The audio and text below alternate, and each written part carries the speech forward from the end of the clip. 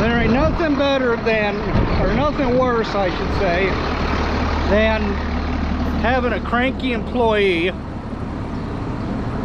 versus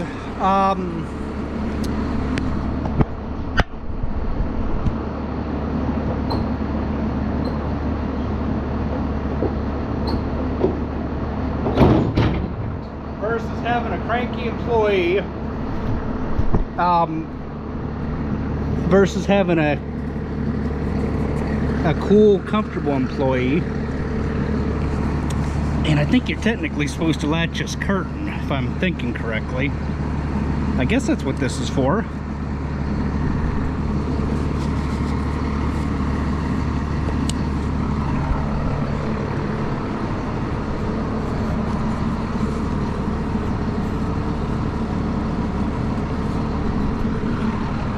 Something like that. Oop, that one come undone. Yep, the little clip broke.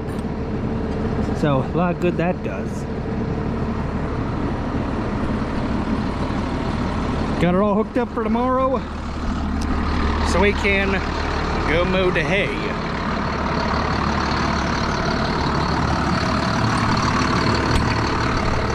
Oh, it is so nice to have air conditioning when it works. But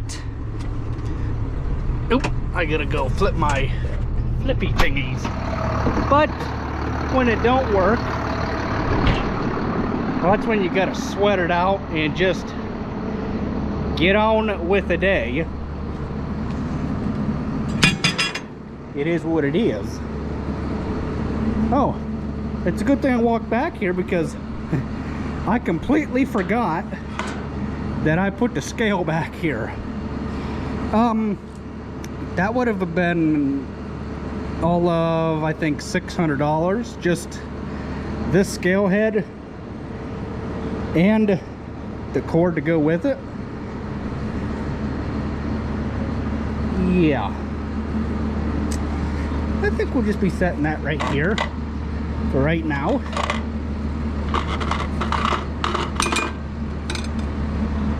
Yeah. Whew.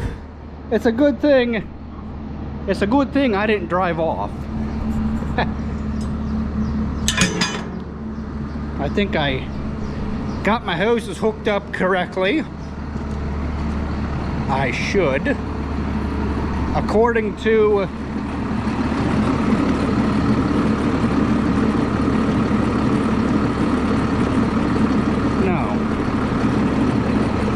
already incorrect.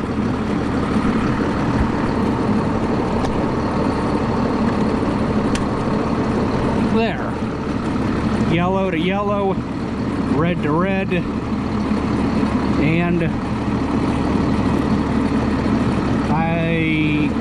yeah, these two are the bottom. Okay. So, I guess the only thing to do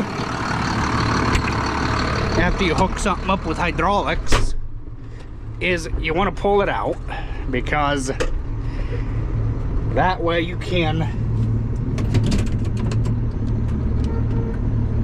try your hydraulics, make sure everything works like it should, and then you can put it away until you're actually ready to use it. So the inside one, oh, I got that hooked up backwards. Oops.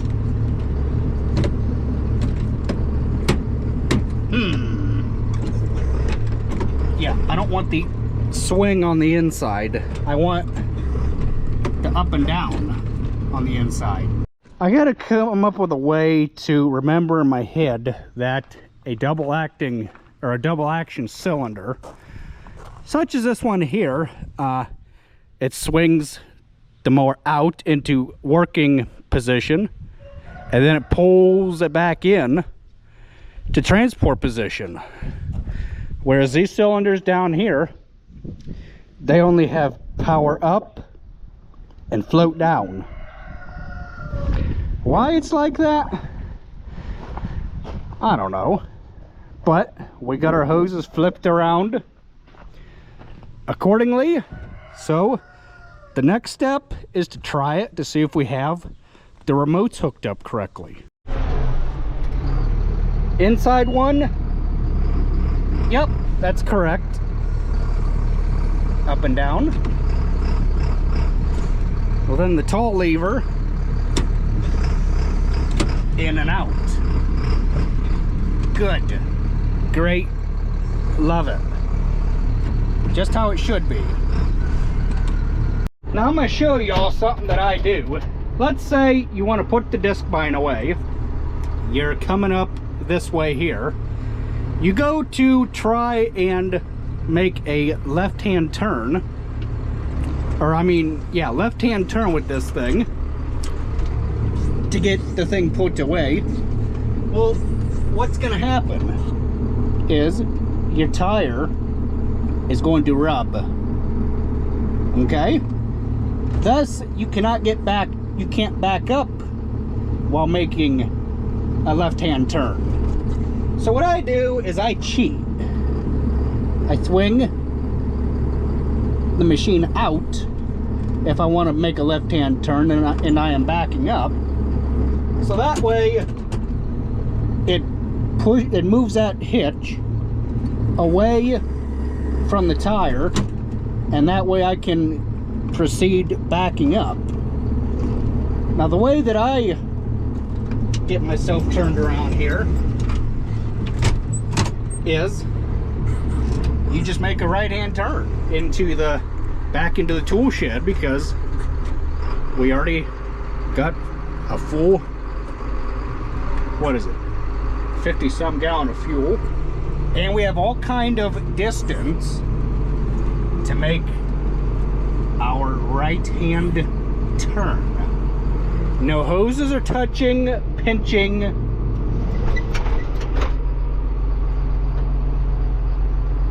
Then you can just pull it right back in like such.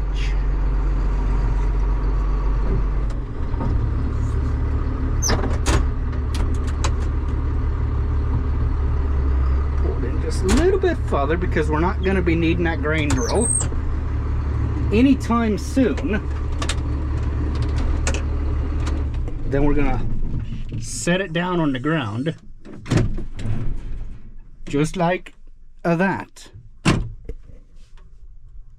So we got the 7810 all hooked up to the brush hog, so that way we can mow pasture when it comes time again to knock the thistle down. Because what'll happen if you let your pastures just grow up in weeds and not take care of them, keeping them mowed down, the fence lines sprayed, things like that, is there's this plant that'll grow, and it's called thistle. So I don't know how well you guys are going to be able to see this picture that I pulled up of what a thistle plant looks like, but it is sharp, pointy, and it can do harm, great harm to cattle.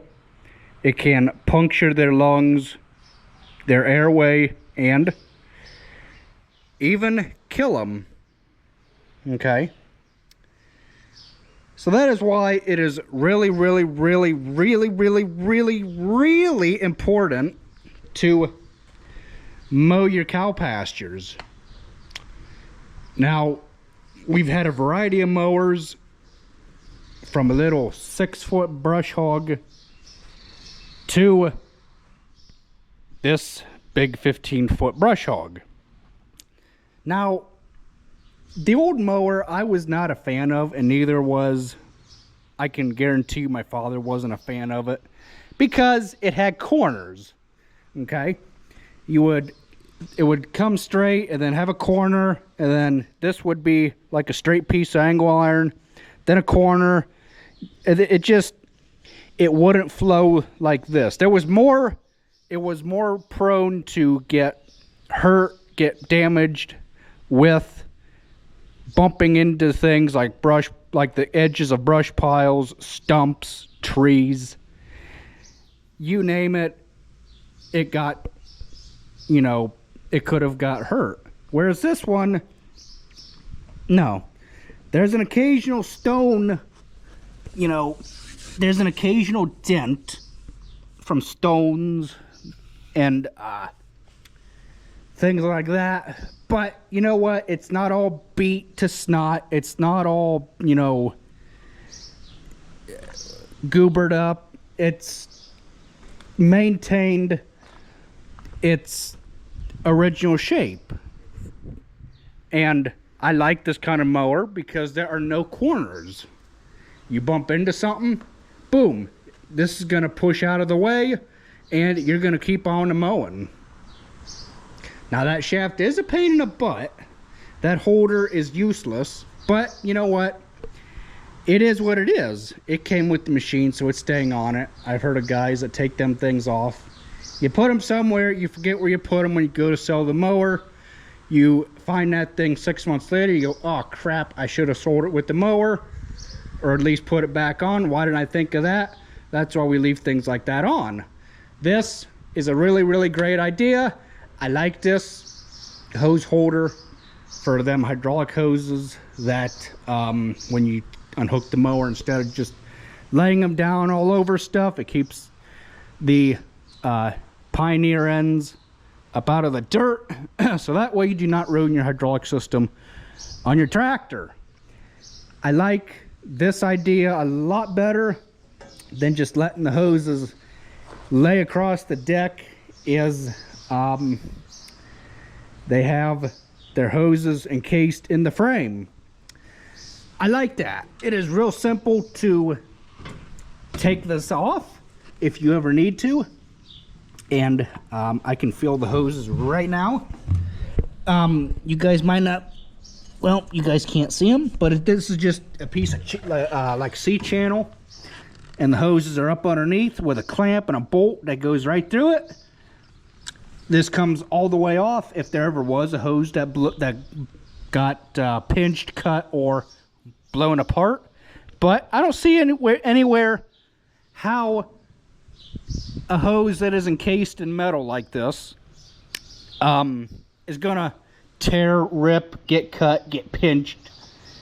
I don't see it. Now, do I see it back here? Yeah, but you know what? You gotta let room for hoses to flex, okay? You just do. And you know, I can see why they didn't try to cram all the hoses through one channel like this, because they wouldn't all fit. Okay, it's just easier to run two through that hose or through that channel, and then run one through this channel here. They did zip tie the ends up because we did not do that. I know for a fact that we didn't zip tie these up. It came from the dealer like that, and they put little clips on here that I'm noticing. Good job, Woods. Good job. I'm really, really glad to see that. Okay, and there is one over here as well. Is there an occasional piece of brush or something that's going to lay on the deck? Absolutely, it is. Just like this here. Okay. Is it gonna, you know, affect a drive shaft or a hydraulic hose? It might, if it is a, you know, anything bigger than, say, that diameter, and it lays on the deck somehow. It could very well, you know, get underneath a plastic guard on a PTO shaft, you know, like this one, like that one. Not so much that one there, the main one, but it is possible.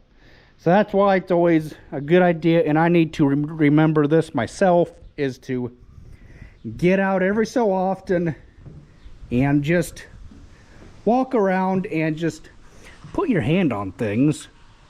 Actually, what I'm going to do right now, I'm thinking about it, and while this is unfolded, is I'm going to check these gear oil, or hydraulic oil, and we're good. We're good on that one. We actually had a mower fire one time, believe it or not. It was one of the older brown kind of mowers, because one of the gearboxes took a poop.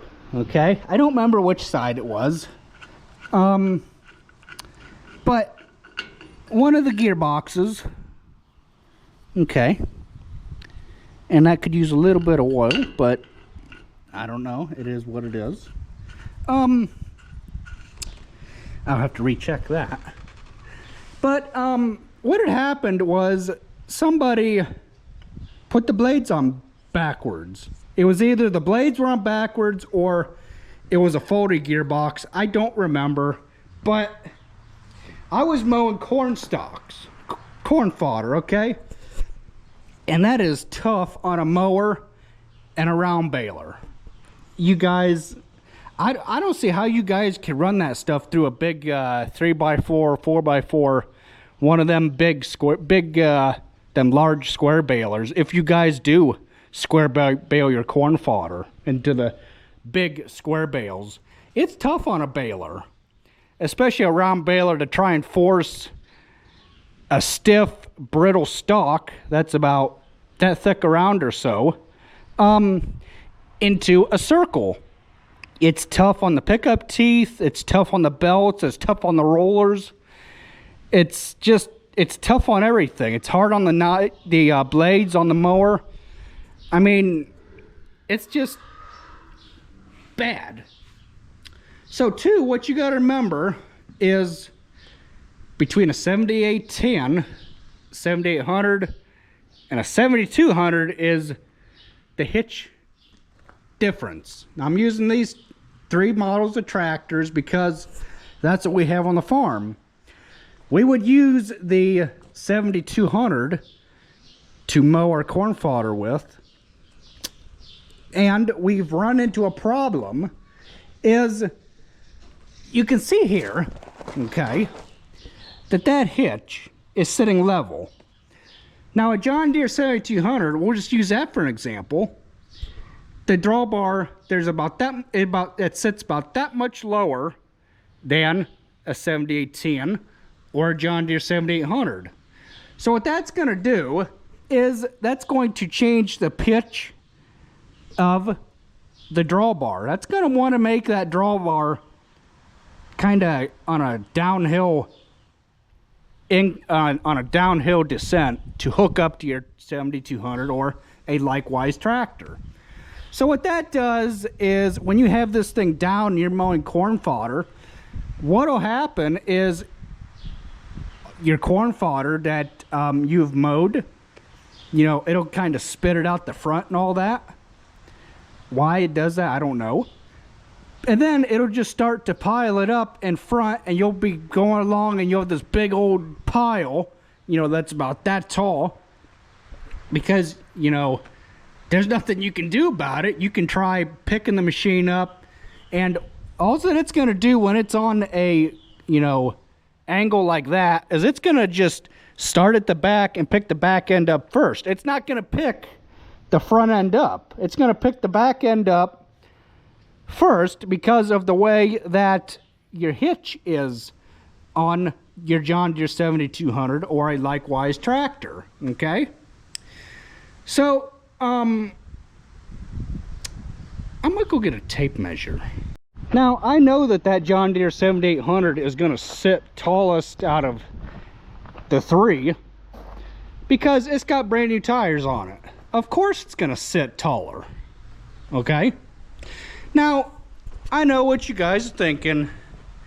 Put brand new tires on it, sit on the rear end of that 7200 and problem solved. Well, for 4 tires, okay, for 2 fronts and 2 backs, because that 7200 is going to be needing tires in a couple years. For the 7800, it was, I think it was right around the $7,400 or $7,700. Yeah, tires aren't cheap. But anywho, I got me a tape measure here, and I'm gonna show you the drawbar on a 7810 is 20 inches, right on the button of 20 inches. Okay, can't be an inch taller, it can't be an inch shorter. It's right on the button of 20 inches. Okay, so we're gonna remember our 20 inches. It don't matter on the disc bind. It doesn't. I guarantee, I bet you this is like 25 inches.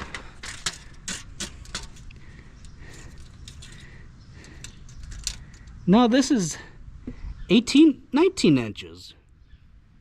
Well, that's strange, but okay.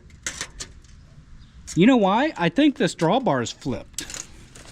I don't know if it's flipped on the 7810 or not, but just for the heck of it, I'm gonna walk back here and look, because no, it's not. It's not flipped. It's the same exact on the 7810. You know why this is 20 inches? It's because of them tires. Okay, it's because these tires are ground down. They are.